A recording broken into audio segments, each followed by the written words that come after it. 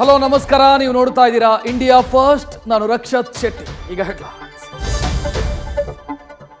ರಾಜಕೀಯ ಚದುರಂಗದಲ್ಲಿ ದಳಪತಿಗಳು ಕೇಸರಿ PAN move ಮಾಡಿದ್ದಾರೆ. ಸ್ನೇಹಲೋಕದ ಸಮ್ಮೇಳನದಲ್ಲಿ ಸಮನ್ವಯದ ಸಂದೇಶ ರವಾನಿಸಿದ್ದಾರೆ. ತೆನೆ ಕೇಸರಿ ಪಡೆ ಒಂದೇ ತಾಯಿಯ ಮಕ್ಕಳಂತೆ ವೇದಿಕೆಯಲ್ಲಿ ಕಾಣಿಸಿಕೊಂಡಿದ್ದಾರೆ. ಕೋಮುವಾದಕ್ಕೆ ವಿರುದ್ಧವಾಗಿದ್ದ ದೇವೇಗೌಡ್ರೆ ಕೇಸರಿ ಶಾಲು ಧರಿಸಿದ್ದಾರೆ. ನುಡಿದರೆ ಮುತ್ತಿನ ಹಾರದಂತಿರಬೇಕು, ನುಡಿದರೆ ಸ್ಫಟಿಕದ ಸಲಾಕಿ ಅಂತಿರಬೇಕು. ಆದರೆ ಕೈ ನಾಯಕರು ನುಡಿದರೆ ಬರೀ ವಿವಾದವೇ ಸೃಷ್ಟಿಯಾಗ್ತಾ ಇದೆ. ಕಾಂಗ್ರೆಸ್ ನಾಯಕರು ಪದೇ ಪದೇ ನಾಲಗೆಯ ತಾಳ ತಪ್ತಾ ಇದ್ದಾರೆ.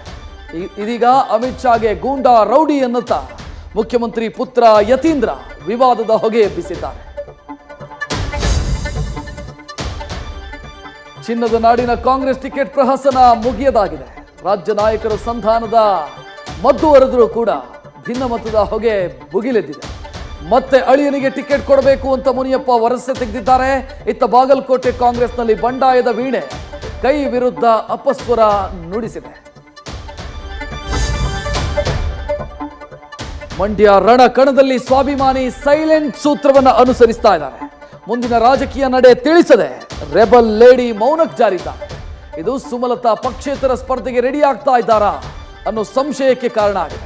ಇತ್ತ ಸ್ಟಾರ್ ಚಂದ್ರು ಬಿ ಫಾರಂ ಪಡೆದು ರಣರಂಗಕ್ಕೆ ಸಜ್ಜಾಗಿದ್ದಾರೆ.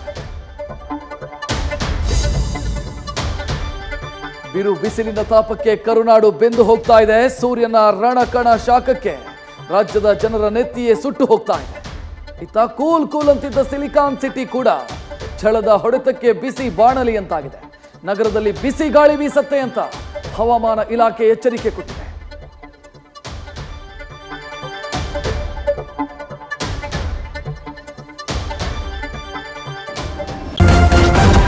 ನ್ಯೂಸ್ ಫಸ್ಟ್, ನಿರ್ಭೀತಿಯಿಂದ ನಿಮ್ಮ ಪರವಾಗಿ.